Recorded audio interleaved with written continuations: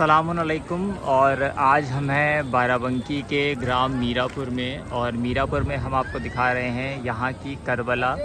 ये करबला जो अपने आप में काफ़ी अलग है और करबलाओं से। यहाँ पर कोई बहुत बड़ा रोज़ा नहीं है, बहुत ही अच्छा एटमॉस्फेयर नहीं है जो लोगों ने क्रिएट किया हो। तो अगर कहा जाए कि कुदरत ने इस करबला को ख़ुद करबला बनाया है तो कहीं से भी गलत नहीं होगा। और उसकी कई वजहें मैं अभी आपको दिखाना चाहता हूँ कि जैसा कि आप जानते हैं कि करबला वो जगह थी जो एक बियाबान में थी, जहाँ पर दूर दूर तक कुछ नहीं था। तो आप देख सकते हैं कि ये करबला अभी एक ऐसा बियाबान है जहाँ दूर दूर तक किसी भी इंसान के रहने की कोई भी निशानी मौजूद नहीं है। इसके अलावा जैसे आपने जानते हैं कि करबला एक ऐसी जगह थी जहाँ पर रहना बहुत ही मुश्किल था। तो यहाँ पर भी आप देख सकते हैं कि पूरी तरीके से ये एरिया कांटेदार घास और ईंटोदार ज़मीन से बना हुआ है, और साथ ही इसके निकलता है एक दरिया जो इसके बगल से निकलता है। इस वक्त बहरहाल उसमें पानी नहीं है तो वो बात अलग है, पर वो इसको एक मज़बूत करबला जो नेचुरल करबला होती है उसको बताने के लिए काफ़ी है। और यहाँ एक प्रोग्राम होता है 21 सफ़र का, वो काफ़ी खूबसूरत होता है, या कहें काफ़ी दर्दनाक होता है। दर्दनाक क्यों होता है मैं आपको दिखाना चाहूँगा कि यहाँ पर जो प्रोग्राम होता है उसके लिए क्या होता है। ये जो आप देख सकते हैं यहाँ का बरगद का एक पेड़ है, और यही बरगद का पेड़ ही यहाँ पर अभी तक एक रोज़े के तौर पे यूज़ हो रहा है। यहाँ पर एक रोज़ा बन रहा है, अगर कोई ताउन करना चाहे तो वो डिटेल यहाँ की ले सकता है। लेकिन अभी इस बरगद के पेड़ को ही यहाँ पर रोज़े के तौर पे लिया जाता है।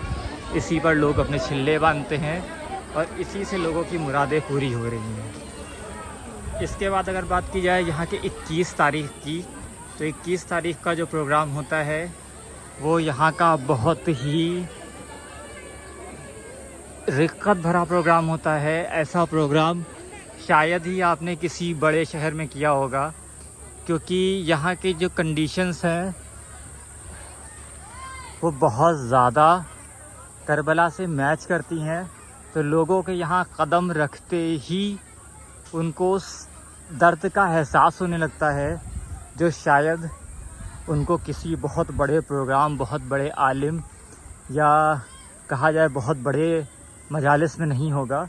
क्योंकि आप देख सकते हैं कि यहाँ पे ये रास्ता है। अब ये रास्ता आप देख सकते हैं कि कंकड़ों से भरा हुआ है, और इस रास्ते को ऐसे ही रखा जाता है।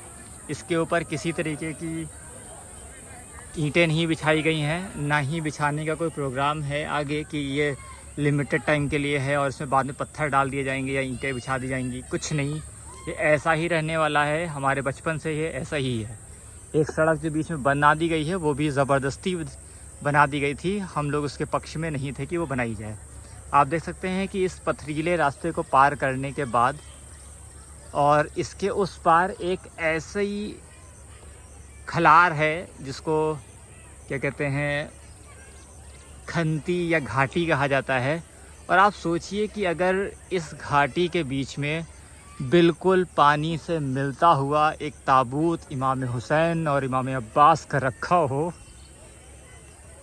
तो कोई भी पत्थर दिल आदमी भी उस ताबूत को देखकर अपने आप को रोक नहीं सकता है। मैं अभी आपको चाहूँ तो वहाँ आगे जो मेन वो है वो भी दिखा सकता हूँ, पर कई बार ऐसा होता है कि देखने के बाद लोगों के दिल में, क्योंकि वीडियोस बिल्कुल अलग होती हैं, सच्चाई बिल्कुल अलग होती है। वीडियोस में चीज़ों को देखना बहुत आसान होता है, पर सच में चीज़ों को देखना काफ़ी ज़्यादा मुश्किल और काफ़ी ज़्यादा परेशान करने वाला होता है। अब आप सोचें कि ऐसा एक एरिया, इसमें बग़ल में नदी बह रही हो और उसके बग़ल में 72 ताबूत रखे हों, तो आप कैसे उस चीज़ को महसूस कर पाएंगे। ऐसा कहा जाता है कि करबला में एक टीला था, तो अब आप सोचिए कि आप वहाँ पर खड़े हैं इमाम हुसैन के ताबूत के पास में, और उस ताबूत से लगभग 30 फीट की ऊंचाई पर वहाँ पर एक आपकी बहन, आपकी माँ आपको खड़ी देख रही हो। तो उस मंज़र को बयान करना या उस मंज़र को बता सकना नामुमकिन है।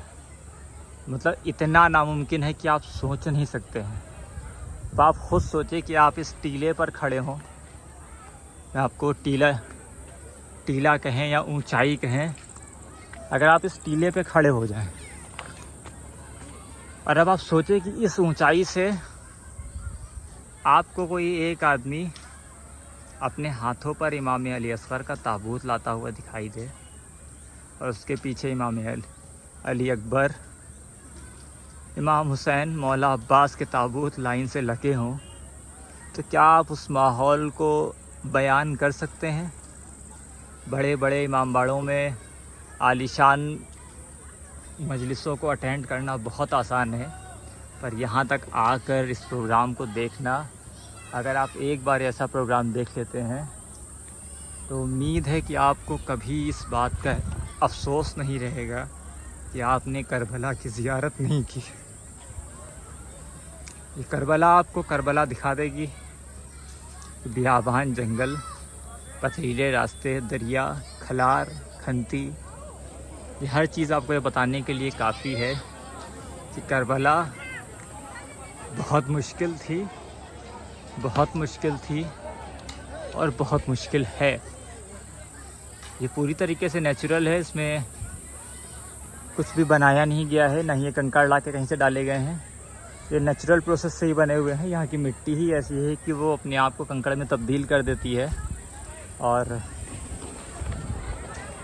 यहाँ पर ये रोज़ा अब बन रहा है, जो पिछले साल से बनना चालू हुआ है। और अगर आप लोगों में से कोई इसके लिए कोई ताउन करना चाहे तो मुझे बताएगा, मैं कोशिश करके यहाँ पर जो भी बैंक अकाउंट डिटेल या जो कुछ भी होंगी वो भी आप लोगों को देने की कोशिश करूँगा।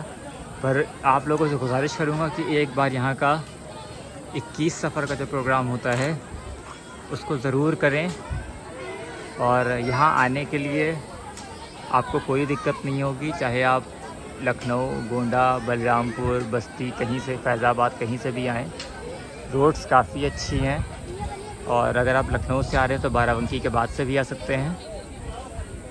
रोड अच्छी बनी हुई है और यहाँ तक फुल कनेक्टिविटी है और बसें वगैरह भी आती हैं, उसमें आपको आने जाने में कोई दिक्कत नहीं होगी। और 21 तारीख को यहाँ पर पूरी तरीके से हर घर में खाना होता है। तो अगर आप बाहर से आ रहे हैं तो आप इस बात को लेकर भी परेशान ना हो कि वहाँ जाएंगे तो वहाँ कुछ मिलेगा या नहीं मिलेगा। यहाँ पर हर घर में खाना होता है, हर शिया घर में आपको खाना मिलेगा। खाने पीने, रहने, रुकने, किसी तरीके की कोई दिक्कत भी यहाँ पर आपको नहीं होने वाली है। तो एक बार यहाँ के 21 सफ़र के प्रोग्राम को भी आप लोग ज़रूर से ज़रूर करें। अगर हो पाएगा तो मैं उस प्रोग्राम की कुछ क्लिप्स अगर मिल जाएंगी तो मैं इसमें लगाने की कोशिश करूँगा। नहीं मिलती हैं तो इमाम हुसैन के सदक़े में आप आएँ और उन चीज़ों को ख़ुद से देख के महसूस करें कि मेरा बयान करना और आपका देखना कितना ज़्यादा फ़र्क लाता है। शुक्रिया और खुदा हाफ़िज़।